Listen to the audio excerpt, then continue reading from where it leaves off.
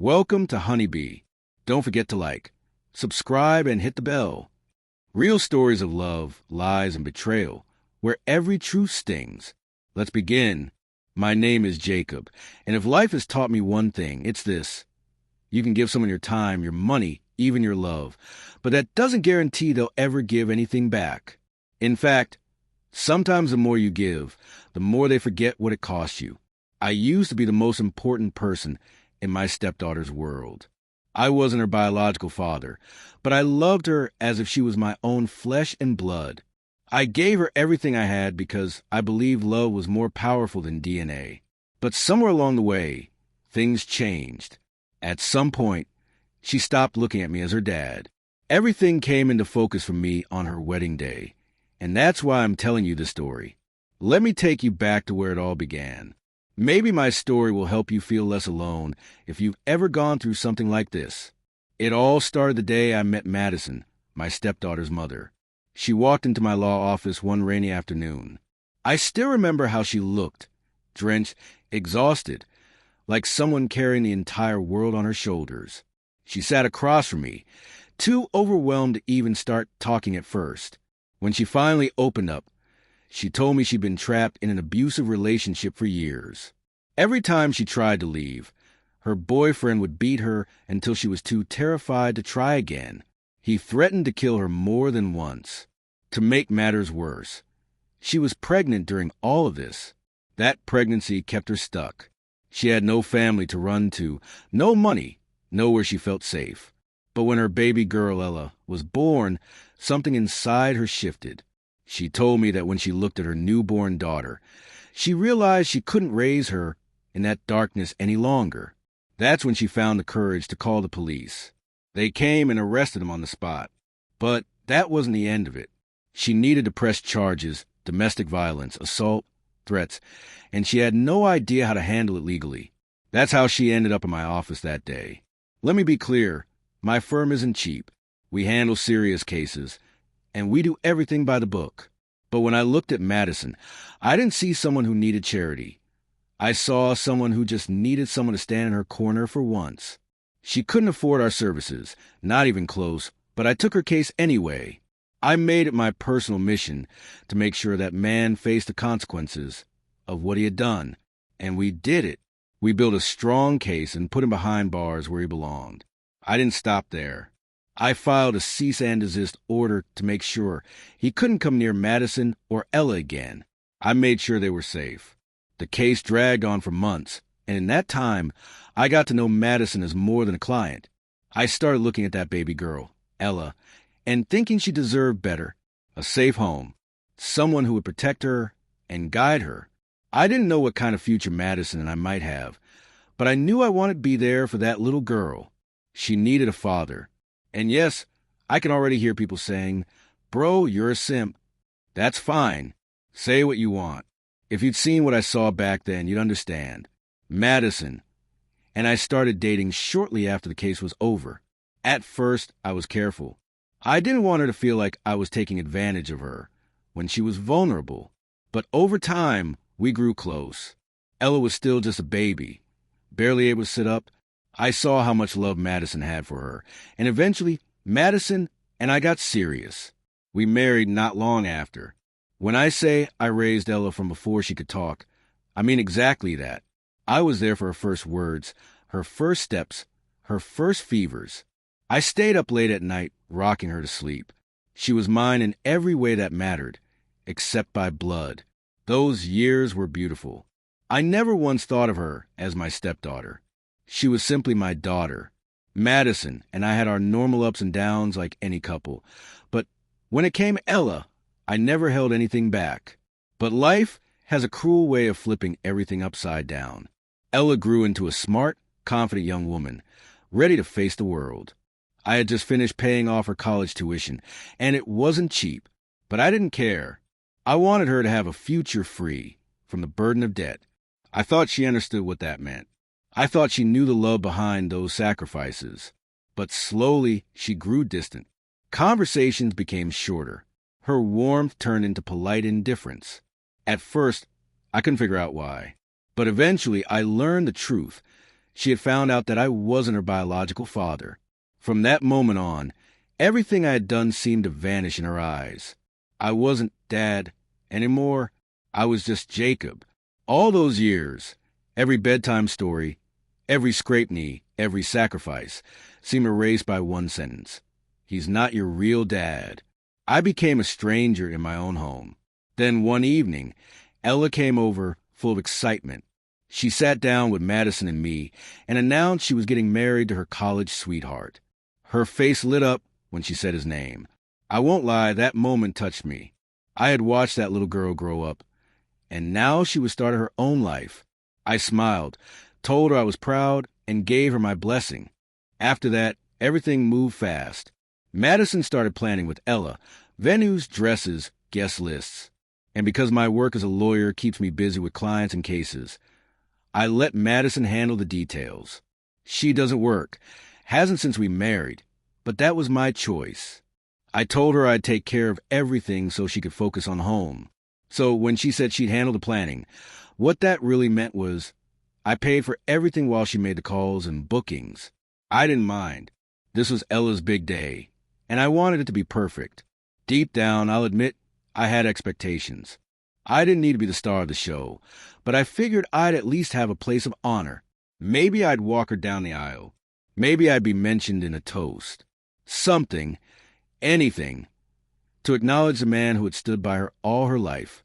But as the wedding drew closer, I started noticing something odd. I was being left out of conversations. Decisions were made without me. And whenever I asked about the wedding, I'd just get vague reassurances like, "Don't worry, everything's under control." The morning of the wedding, I arrived early in the suit Madison had helped me pick out. I even had a short speech ready, just in case I was asked to say a few words. There was a quiet hope inside me, maybe despite everything, we'd have this one moment together. But the moment I saw her walking down the aisle, my heart stopped. Not because she wasn't beautiful. She was. But because the man holding her arm was her biological father. The same man who hadn't fed her, sheltered her, or raised her. He was the one she chose to walk beside her on the most important day of her life. And me? I was just a guest. I wasn't acknowledged. I wasn't mentioned. Through the ceremony, it became painfully clear that I wasn't needed there. Her speech, her husband's speech, neither of them said my name. All their attention was on the man who had given her nothing but his DNA. I pulled Madison aside at one point and asked quietly, "Did you know about this?" She looked me straight in the eye and said yes. She and Ella had planned it together. They had kept it from me because they felt he deserved the chance to be part of her day. I didn't argue. I just nodded slowly and went back to watch the rest of the ceremony in silence. Not because I wanted to, but because I needed to see it. I needed to witness how easily I could be erased from the story I helped write. No one saw the man in the back who gave up years of his life to raise a child that wasn't his. I didn't make a scene. I just knew in that moment that it was time to stop playing a role in a story that no longer had a place for me. After the wedding, everything went quiet. Ella never called, never texted, no explanation, no apology, nothing. And honestly, that silence told me everything I needed to know. Before the wedding, I had set aside a significant amount of money for Ella, something to help her and her husband start their life together. I even had a house, fully paid off, ready to transfer into her name. I never told her about it directly, but I suspect Madison did. Maybe she thought all of this would just automatically go to Ella after the wedding.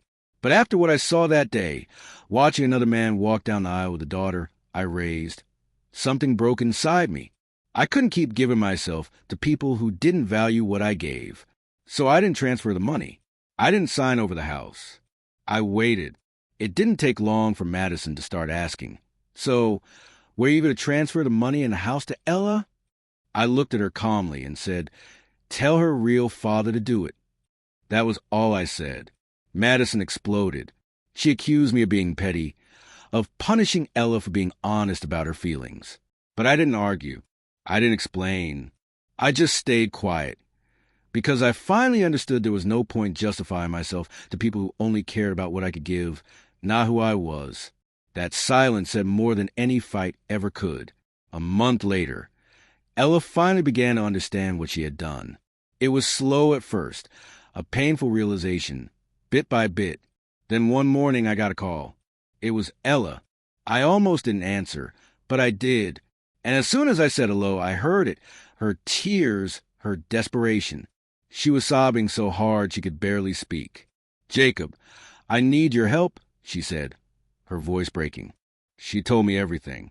Her biological father, the same man she'd chosen to walk her down the aisle, had convinced her and her husband to give him all their money for an investment opportunity. He promised them it would set them up for life, that it was a once-in-a-lifetime chance. They trusted him. They gave him everything, all their savings, everything left after the wedding. And he took it all and disappeared. They were left with nothing. That's when she realized what she had done to me. She called me asking for help. But by then, I had nothing left to give her. This wasn't about revenge. It wasn't about punishing her. It was about the fact that she didn't value me until it was too late. She only saw who I really was when the man she chose over me betrayed her. And now I was her last resort. That hurt more than I could ever put into words. So I told her the truth. I said, "I don't want to be your father anymore. You never valued my sacrifices." It wasn't what I wanted to say, but it was what I needed to say. She had chosen her real father over me, and now she wanted me to save her from the consequences of that choice. But I wasn't her savior anymore. I wasn't the man she could run to when things fell apart. Since then, Ella has tried to reach out, texts, apologies, messages saying she finally understands. But I don't answer, because the truth is it's too late. Madison saw what was happening. At first, she threatened to leave me. She said I was being cruel, that I was punishing Ella for something that wasn't entirely her fault. But when she realized I didn't care if she left, she stopped fighting me. Now she respects my decision. She knows I won't be the one to fix this. Ella's story is one of regret. But for me, it's a story of lessons learned. And here's what I've learned. First, people only value what they truly understand. Just because you give someone your all doesn't mean they'll see it. I spent years raising Ella, but she never saw the depth of those sacrifices. To her, my role wasn't as valuable as the man who shared her blood. Second, providing for someone doesn't guarantee appreciation. I thought if I gave her everything she needed, she would respect and love me. But when it mattered, blood ties outweighed the years I'd spent as her father. Third, sometimes silence speaks louder than any confrontation. When all this happened, I didn't yell. I didn't beg her to see my worth. I just stepped back, and that silence hit harder than any speech could have. Finally, never pour your whole self into someone who hasn't shown they'll protect what you give them. I spent years giving Ella my love, my trust, my support, and when the time came for her to value those things, she let them go. In the end, I learned this. You can give someone everything, but if they don't appreciate it, it's okay to walk away. Because the truth is, sometimes people don't see your worth until it's gone, and you can't make them see it. You can only choose where your love, your time, and your sacrifices go next.